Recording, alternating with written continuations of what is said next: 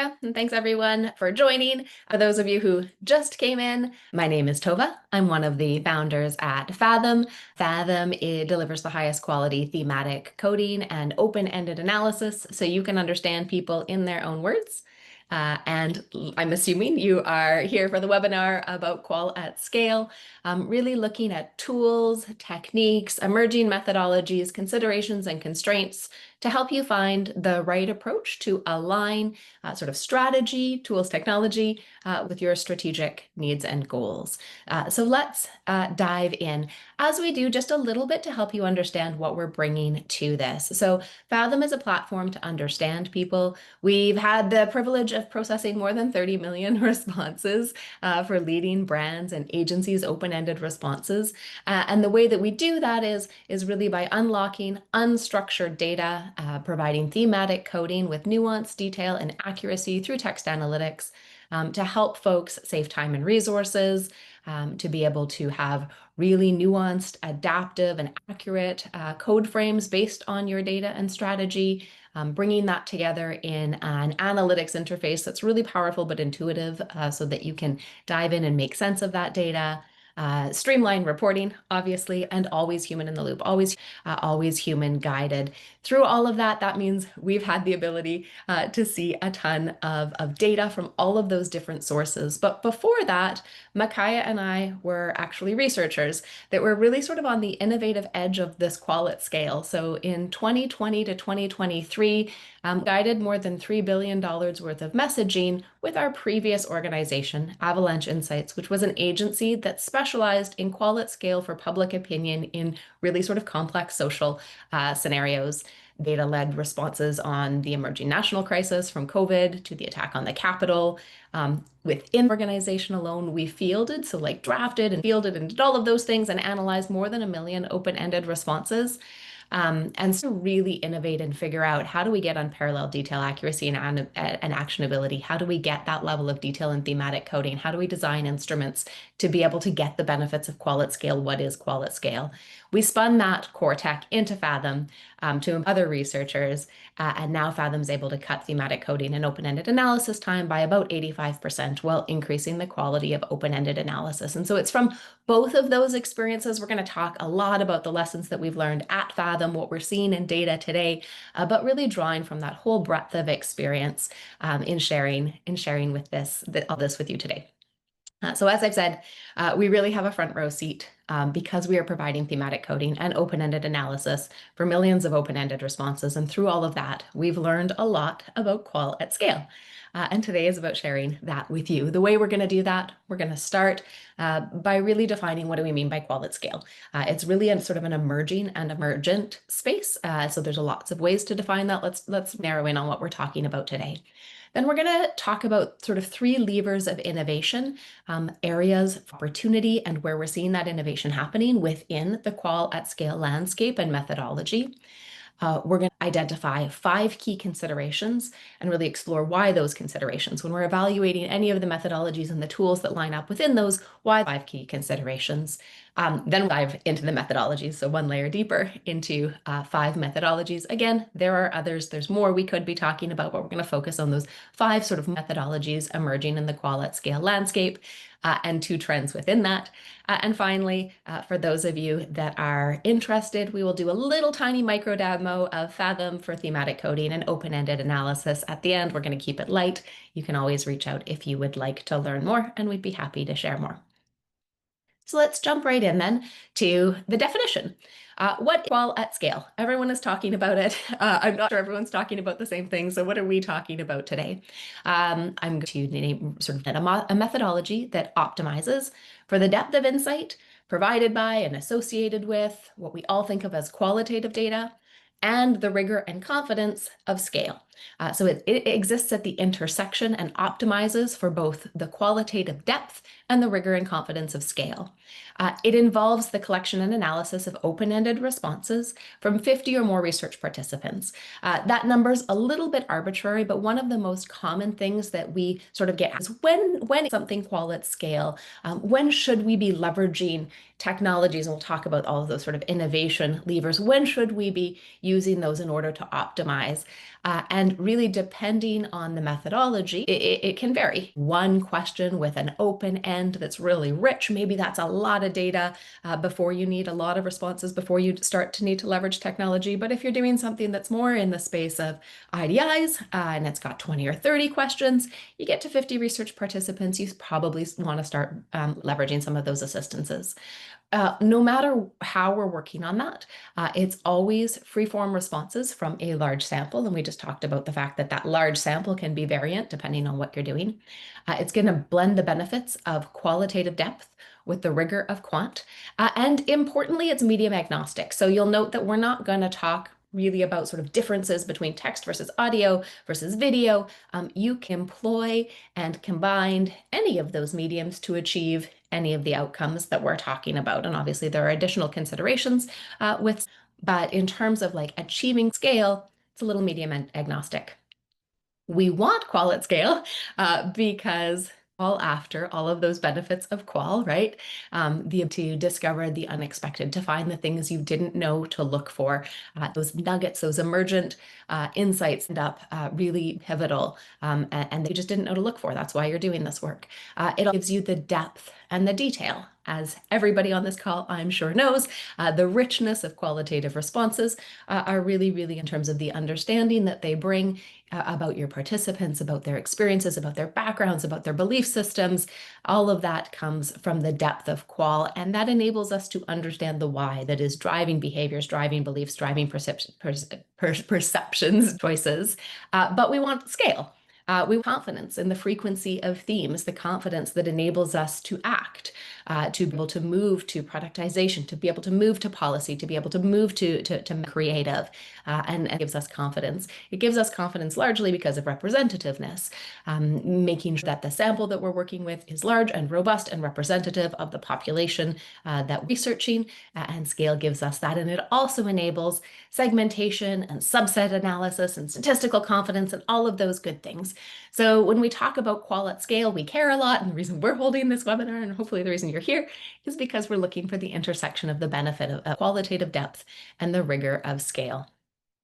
So let's talk about the levers of innovation that enable qual-at-scale. We're going to talk about three, and they overlay on top of the research workflow.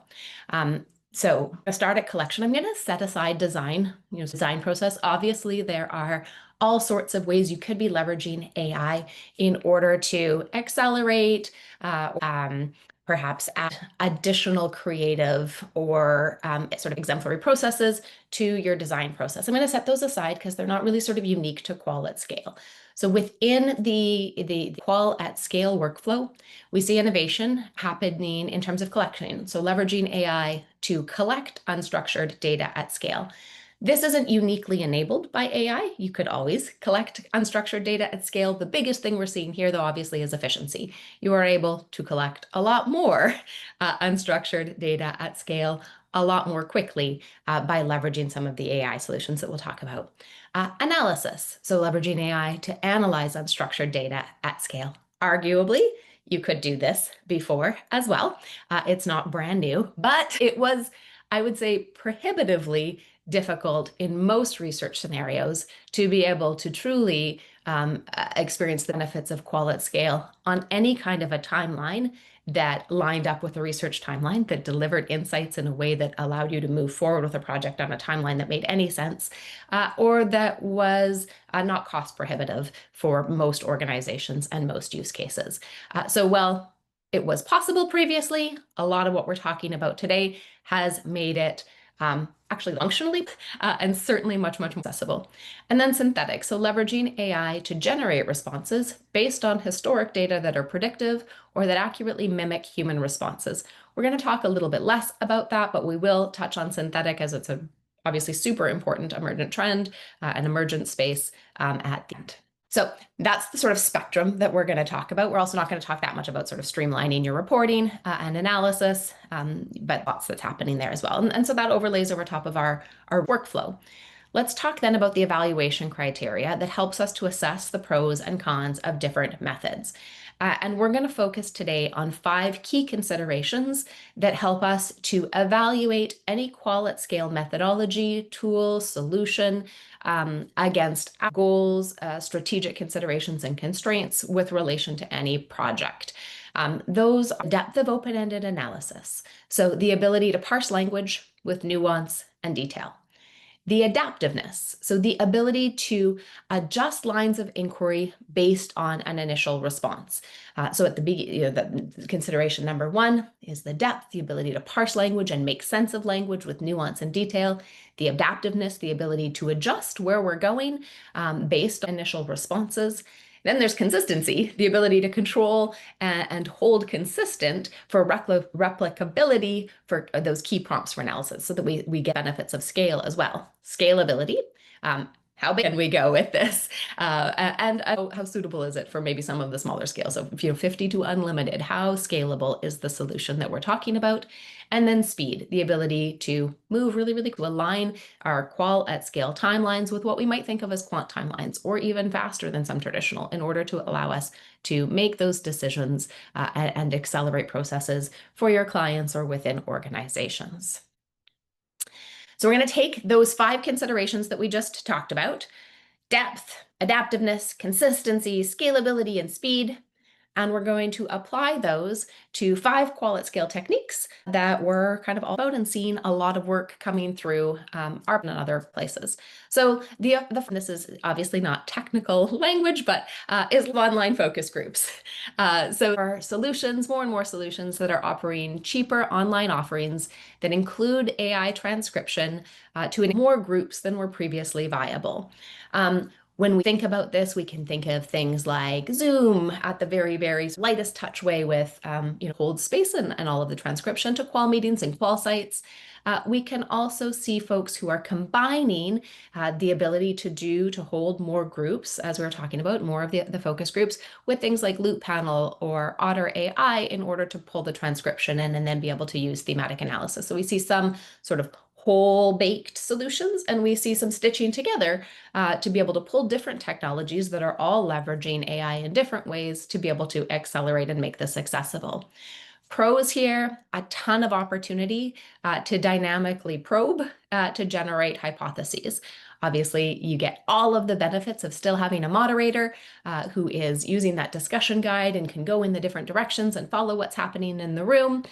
The cons is that the branching conversations make it difficult to analyze most data in aggregate. And we'll see this theme come up over and over, that there's a bit of a trade-off between how much consistency we hold and how much adaptiveness we bring in, especially when we get into the analytics stage and start to try and look at this and get benefits of that scale. So depth really, really here, as long as you're willing to put in the effort to unlock that very, very adaptiveness. Also very, very, I just talked about that, them can go in any direction. You're having multiple groups, so you can apply that learning across groups. The consistency, as with many focus groups, and obviously this has more to do with your internal practices, your internal norms, the moderators that you're working with, the discussion guides and how you put them together. But within our spectrum, relatively low. Scalability, like less than 100 respondents, probably. You can continue to blow this up, but that starts to take longer and longer. So the speed benefits also, like some speed, but we're talking about weeks when we do a lot of online focus groups. So we're going to start over here on this sort of side of the spectrum for qual-at-scale, and we're going to move over to sort of, you'll see that shift as we go. So the next one big focus group in real time. Here we're thinking about software-assisted moderation with large groups in real time or async, often with analytics support for themes and insights built right into the solution. So here we can think of examples like Remesh, like Thought Exchange, like Recollective, who enable you to gather a large set of participants into one great big focus group that can be responding in real time to each other, to your prompts, to all of the inputs that go into that. That's or think in an ongoing way that of respondents who can respond over time. Pro, again, the probe in real time with a much larger sample and to see each other, respondents respond to each other in real time as well. Real summarization software, though, forces pretty abstract themes. So we tend to see here less depth, less detail on the analytics side. So depth, high with effort, Adaptiveness a little less. You with one big group, it can definitely move, especially in an async way but a little less adaptiveness than when we're doing multiple focus groups. Consistency a little bit higher. Now we're in one space, everybody is responding to the same conversation, the same discussion. It all kind of comes back together with a little bit more consistency. It tends to be a little more scalable, 50 to maybe 500 respondents, and it can move a little faster, days to weeks. The spectrum, the intersection of, really depends on recruitment and whether we're running this in real time or whether you're working in sort of an async scenario. So we start to see a little bit of a shift where we're at kind of in that spectrum, the intersection of scale and depth. The next, kind of right in the middle, and we are certainly seeing a lot of this, really sort of lots of interviews, and in particular, AI moderated interviews. Here we're going to look at those sort of together because while there are different considerations to some extent between AI moderation and and a human moderator, we're all seeing a lot of consistency in how those are coming together. So these could be traditional or AI moderated interviews or IDIs, often with video capabilities. So the ability to do video interviews, to respond to video prompts, more interviews, faster and cheaper, often with rich data. We are really starting to see these samples move quickly and get pretty large. We're seeing a lot of folks starting to process this. I think people are experiencing the benefit of that pro quite often. The con though, and definitely seeing this in a lot of the data sets, is that there can still be a pretty wide variance in the consistency, in particular with the AI probing, and the ability to follow cues that a researcher would, both in the fielding and also in the analytics. So here, what I mean by that is that there can be pretty wide variance in the follow-up probes that AI moderation in particular asks. It doesn't always go in a direction that is aligned with strategy or that delivers consistency that you need in order to be able to get the benefits of scale. We do see that it means you're able to get a lot more sample in pulling in AI moderated interviews at a lower cost. And that can move relatively quickly, again, depending on recruitment times. Some examples of organizations doing this sort of all within one platform: Outset, Wondering.com, Discuss.io, VoxPopMe, all doing a really good job of this and unlocking those benefits. We also see going through Fathom a lot of data that is sort of IDI structure, human interview, or AI moderated, and then pushing it through something like Fathom for the thematic analysis. So really kind of two options around how people are pulling this together all within one platform, or maybe not wanting to move away from the human interviews or using light AI assist in the moderation and really looking for assistance then in how do we make sense of all of that data, in which case it makes sense to pull in a thematic coding solution. Here we see depth is high with really good thematic coding and text analytics that exist in something like that, Fathom, or in many of the other solutions that I've talked about. Adaptiveness is sort of medium. Consistency is relatively medium. We just talked about those trade-offs. Pretty good scalability, especially when we talk about how many questions are those IDI formats. So it ends up being a lot of data. And speed here, again, really depends on recruitment. How long does it take to get the sample that you need in order to unlock the benefits that you're looking for at scale here?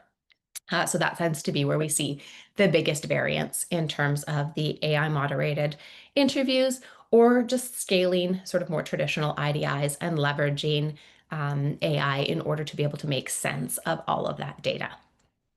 All right, the next one, dynamic survey probes. This is probably where we see the greatest variance in terms of some of these answers. So this is when you're using AI to dynamically generate follow-up prompts within a survey environment. So dynamic probing, dynamic prompting, dynamic follow-ups, all of that in the same space that we're sort of buckling under dynamic survey probes. Pro here, dynamic prompting at truly large scale means you can have a really lovely experience for the respondent where they say something and the follow-up question feels really grounded and organic in relation to their response and allows you to go deeper into that response. The con is that when it's not structured with enough consistency, the data is at best hard to analyze and at worst meaningless. What do I mean by this? So this really has to do with the quality of your probing. Some probing is doing a great job of following the line of inquiry that is consistent with the strategic needs of the researcher, the goals, to go deeper into something. Some probes are going in divergent directions. So we started with a question that is asking about something and it's saying, oh, okay, great, give me an example of something that's different than that, which can create a beautiful amount of breadth in your responses, but becomes really, really difficult to analyze because it's no longer part of a consistent and coherent sort of corpus of text. Some examples of folks who are doing really good work in this space: Rival, Inca, Listen Labs, AYTM, all doing great work with dynamic survey probes. We see those inserted into survey data pretty regularly that then gets pushed through the Fathom platform. And these are folks who I can say are doing a really good job of bringing some of the consistency that you need in order to make this really, really powerful. The depth, like I said, can be really variant, but if you're working with someone who is doing a good job of this and we continue to see it improving, this is something where we see continuous improvements. What we saw a year ago versus what we see today, really, really different in this space, can be really good. The adaptiveness is really nice and high. The consistency really varies, like we were just talking about. Scalable, super, super scalable. You can insert probes into surveys of any size and have really, really big, beautiful, robust data sets. And speed is the same as your survey speed. It doesn't really change the speed factor that we're seeing. And from what we're seeing, it also doesn't have a negative impact on response rate as long as it's done well. And I'm going to just put a pin in that because we are going to come back to a whole section on what does as long as it's done well mean. And then last, mixed methodology surveys. So surveys that blend traditional multiple choice with branch logic and well-designed open ends and light use of probes and maybe also occasional video questions. Pro here, high depth with the consistency that enables aggregate analysis at scale. Also a lot of translation in line that can be offered here. Con is that you can only adjust between waves. So other than that sort of dynamic probe that you want to use in a lightweight way within the survey environment, your survey obviously is going to be held consistent within each field and needs to be changed between waves. Examples here is a little bit more adaptive. So really any good survey tool is going to be able to now deal with branched logic in a really good way with well-designed open ends as long as your team can write them. Yay, go you. A light use of probes can now be inserted into many of those, and most survey tools will also support integrations to talk or for video. And then a good open-ended analytics solution like Fathom. Obviously, we think it's the best. There are others, but I'm going to talk about Fathom today. The 5 factors that we were talking about. So, the depth is really high with good text analytics, and that's really the with or the but that needs to be in place to be able to unlock the benefits of mixed methods at scale. The adaptiveness is lower than any of the other methodologies that we've talked about. With the dynamic probes inserted, definitely increases that. The consistency is very, very high. You get a nice, big, robust sample with a lot of depth, and that is uniquely powerful in some situations, so we'll talk about that. Scalability is again sort of unlimited, but let's say 50 to 100,000 responses. And again, speed really depends on your data collection. How quickly does that sample complete? Not a lot that we do here to gap there, but the speed of analysis is now in line with your quant timeline. Today's in order to be able to do the analysis of all of those open ends. There are also 2 emerging trends that have sort of key dynamics, apparently double 2 to keep in mind. The first, dynamic probing and how to make it work well for you. And we started to talk about this a little bit, but I'm going to go into just another layer of depth. This is probably one of the things that we get asked about the most. And definitely, like I said, one of the areas where we've seen the most improvement in the next year and now have a lot of confidence in being able to say to the folks who are putting data through the Fathom platform what they need to do to make this really work well from the successes that we've seen with our partners. So the trade-off, dynamic prompting to probe on the fly versus consistent questions to give you confidence and frequency. With the dynamic prompting, that's going to allow you to follow unique threads of thinking and to tailor each survey experience to the participant and really increase the participant experience, the respondent experience. It can make it impossible to assess the true frequency of a theme or insight. I will also say we actually see a fair amount of negative feedback from respondents when it's overused. So it can also be overused and unfortunately counterbalance the positive impact of it feeling really tailored and really personalized and really positive We see feedback about surveys where it's overused, saying like, this is feeling really repetitive. Why are you asking me the same thing over and over again? Or just really long. So it needs to be used in a light touch way. And it needs to be used in a way that helps you to go deeper into the thing that's being asked and not create too many divergent paths. Consistent follow-ups, identical questions, and a robust sample gives you the confidence in the true distribution of themes, but it requires changes to follow-ups to occur in subsequent waves.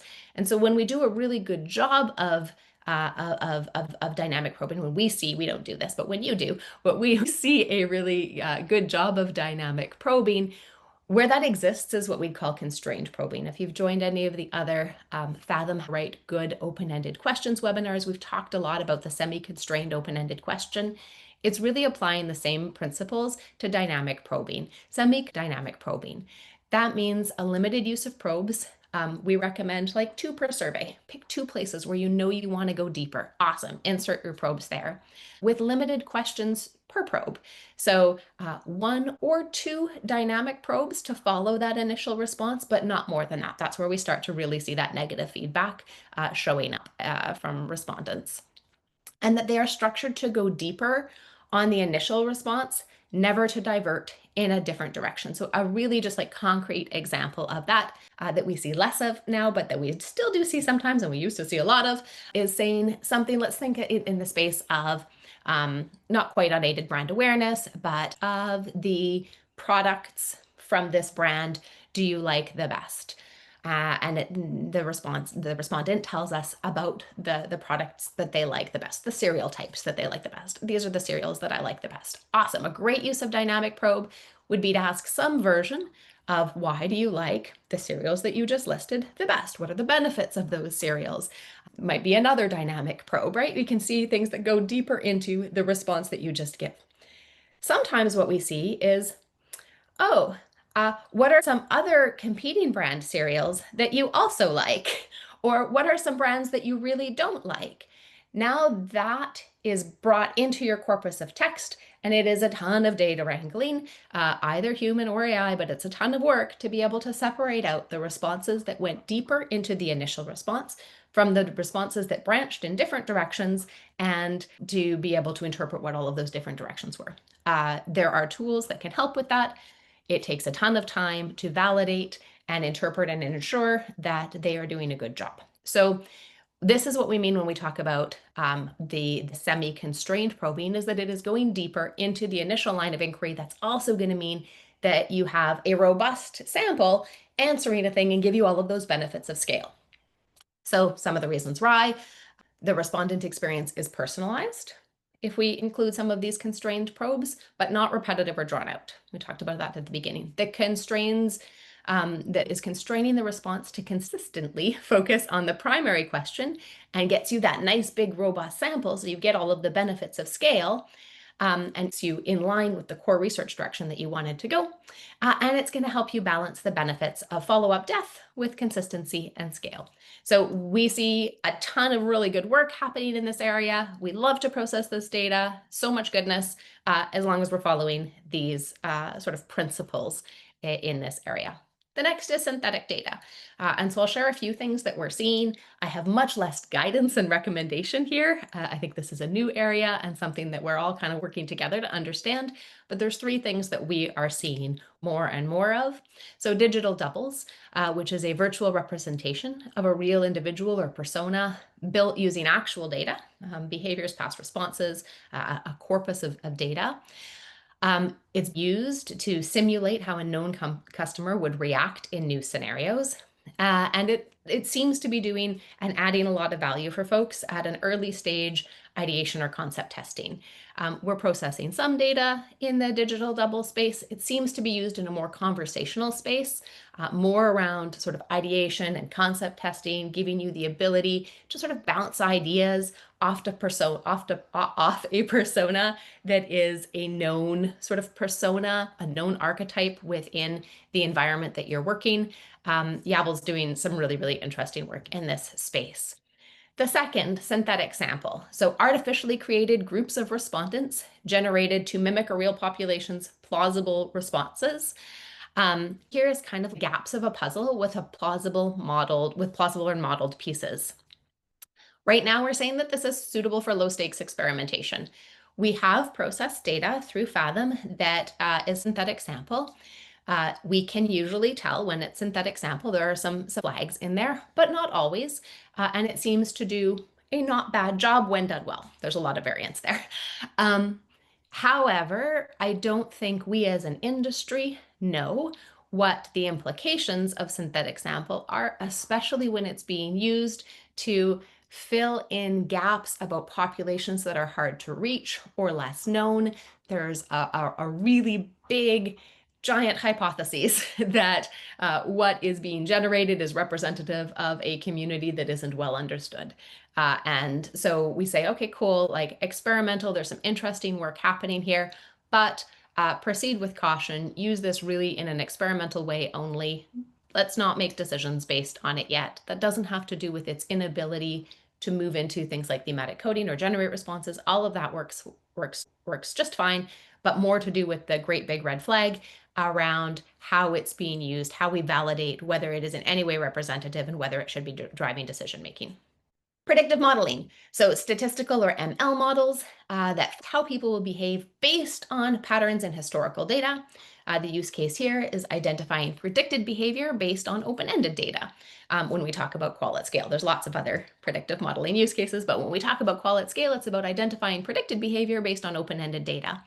Really suitable for things like drivers analysis based on open ends. And we see awesome work happening where people are leveraging a solution like Fathom to do really, really detailed thematic coding with, multi-coding and all of those things and really understand the experiences, the emotions, the product experiences or pain points, and be able to understand what people are talking about in order to be able to predict really important drivers of behavior, churn, upsells, declines in revenue, all of those sorts of things in a product experience. Obviously, there are other things you could be predicting as well, but we see a ton of really exciting work happening in that space.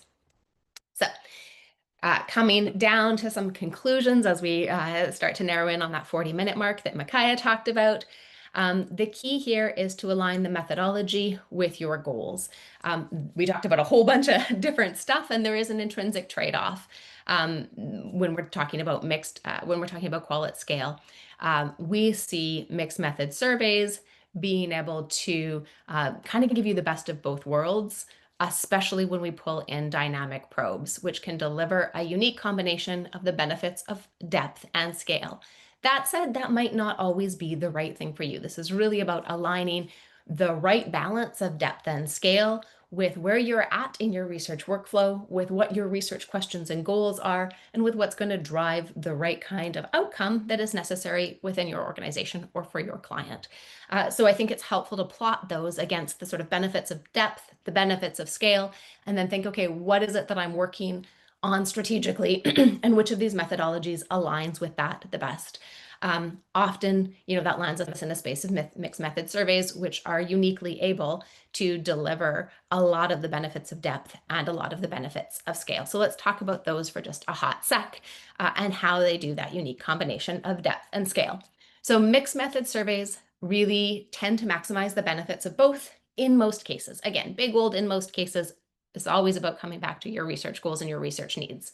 The way that they're able to do that is that really well-written open ends. There's a whole bunch of webinars we've done about that if you're looking for guidance. Plus, good thematic coding can get you a ton of depth. Open ends that can uncover the unexpected, that can unlock the why, that can go deep into really, really rich responses that give you a ton of useful data. You're then able to segment those open ends by all of your closed ends, which is absolutely magic and probably my favorite thing to do any given day. And this enables a unique combination of sort of all of that depth, plus the ability to really confidently segment and explore variance between respondent types, between closed-ended segments, between demographic segments, between personas that you create, all of those sorts of things. And so you can get into a ton of depth and also have statistical confidence in that comparative analysis. In order to make this work really well, you're going to want to be employing branch logic, smart branch logic, and a light use of dynamic probes, which we just talked about, Both of those are going to enable you to go deeper in key areas while also maintaining the consistency to give you the benefits of scale. Same thing with video responses. I kind of tucked that in there. Coded data plus behavior or telemetric data is what we were just talking about at the end, but this unlocks the ability to do some super valuable predictive modeling based on really robust samples of open-ended responses that can be super, super powerful. And all of this rests on high quality thematic coding and open-ended analysis. So with our last couple minutes together, I promised a quick peek at Fathom. How do we fit in to all of this other than getting to see all of this beautiful, rich data and derive these insights for you? When you're working with Fathom, you can import in from any survey platform or other process that you're working with up into the Fathom platform. Any open-ended data from survey or feedback, bespoke or tracking, you're going to provide a bit of strategic context, upload that CSV or SPSS, and AI is going to get to work creating suggested themes ready for human review, refinement, optimization to ensure that it aligns perfectly with your strategic goals. From that, you will get really nuanced thematic coding. Again, a combination of AI and human oversight is going to yield really, really high quality coding in an interactive dashboard, structured as a hierarchical code frame. Again, control for you around the right level of nuance and detail, and always contextually adaptive, and the ability to click back through to themes and raw verbatims, and to be able to understand associations, with personas or with demographic structures, so you can pull out those exemplar responses exactly as you need. You're also going to be able to analyze strategic segments within the platform, so you can compare responses by behavioral or demographic indicators and identify those trends and patterns by segment. You can do that by any attribute or any closed-ended response that you've brought in with your data in order to be able to perform statistical tests and understand drivers and experiences for each segment. Here's an example of what that looks like in terms of the stat assist, which is one of the probably most popular sort of features within the platform. And you can see how on the right-hand side, AI is also helping you to generate insights and streamline reporting for each theme, for individual questions, for the survey as a whole, helping you with some things like that statistical analysis, always based on your accurately coded data. So one of the really key differentiators within the Fathom platform is that all of the summaries and all of the insights are layered over top of accurately coded data, which means that you're able to trace everything back to where it came from. It also means that it isn't able to insert hallucinations or any other sort of variants in there. Instead, it's reporting on really accurately coded data, and everything is obviously transparent and editable for you as the human. So if you're interested in learning more about Fathom, I promised I would keep that short and tight. There's a QR code up there. It'll take you to a form. Just let us know, and we'd be happy to set you up with a demo and explore a free trial so that you can try processing some of your data so you can save time, unlock new insights from your richest data. And with that, I will move us over to 15 minutes for our Q&A. Wonderful.